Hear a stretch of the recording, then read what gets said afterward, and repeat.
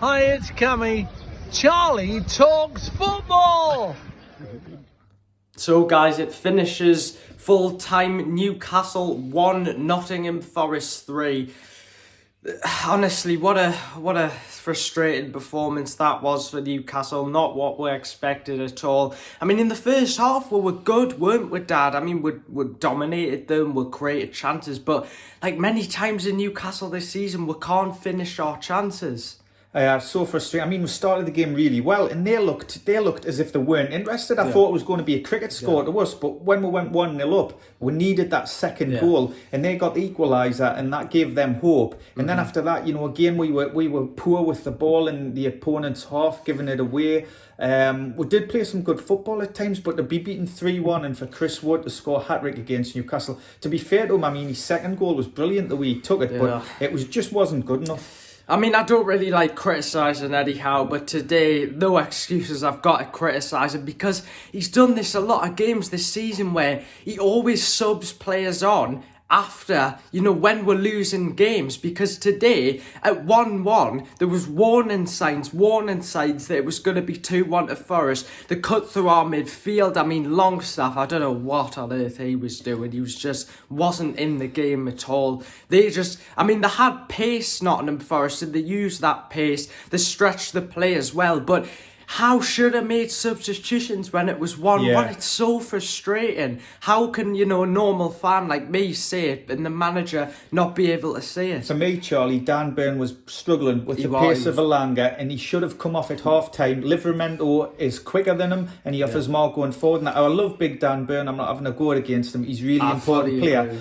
But Livramento would have dealt with Alanga's pace more, and he gives one more going forward. And he waited again until after the event before subbing him. He should have subbed him at half time. And for their goal, their equaliser, you have Shaw goes across to try and block the cross when he should have stayed with Wood. Trippier's lapse in concentration. As soon as Shaw's goes across to block the cross, which he shouldn't have done, Trippier should have tucked in and got Wood. And yes, it happened so quickly, but it's just poor decisions by the players that are costing us. Well, one thing I've got to say, I think Livramento should have started the game anyway. I'm not sure why Dan Burn started. Isaac today, he wasn't great at striker, but then when he moved him to the left, he improved a lot. And I think he does work a lot better on the left. But I just want to talk about corners and crosses because I said, I was speaking to someone at the match and I said there's no point of us even taking corners because we never do anything on corners. I thought it's a good point, Charlie, because I thought today there's a lot of times we were getting the balls in wide areas and we were just hitting them into the box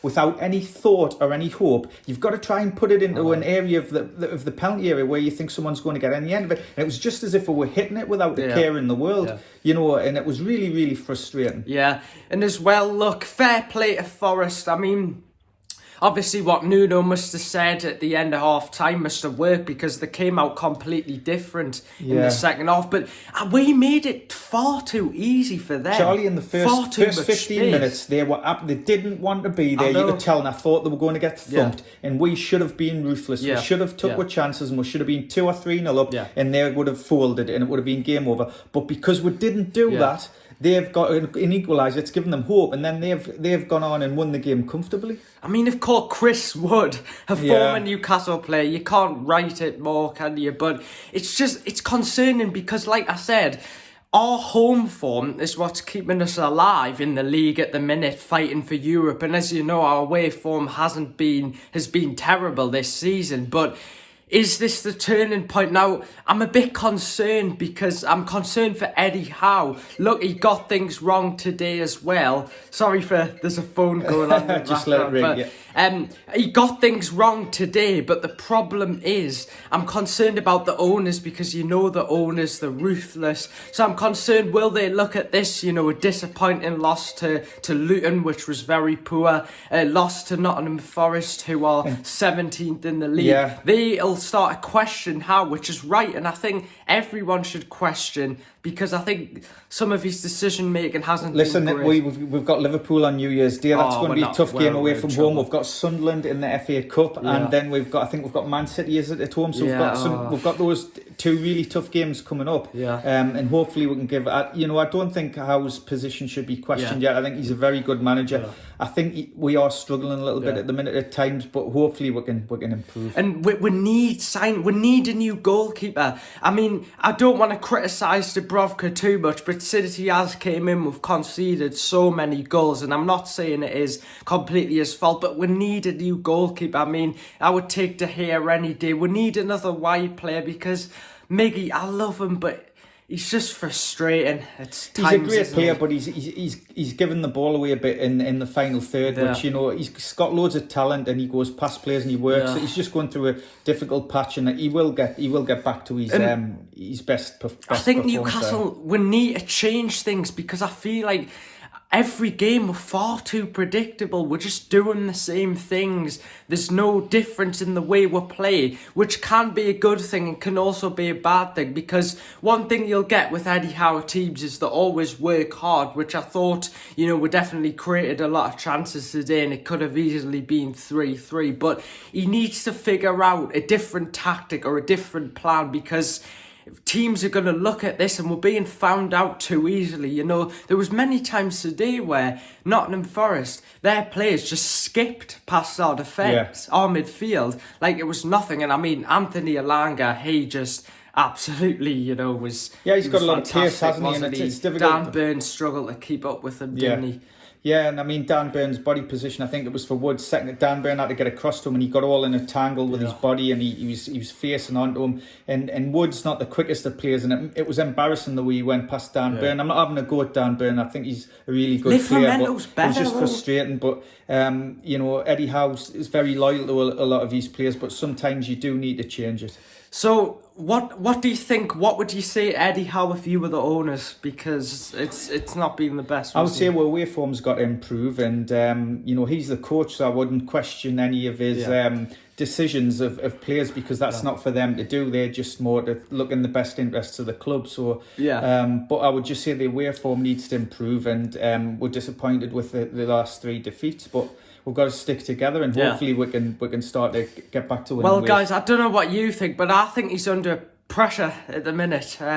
I think he's always, as Newcastle manager. I know you're always under pressure as Newcastle manager, and he's had three defeats, and the way form's not good. We've been beaten by Forest and Luton, which isn't great.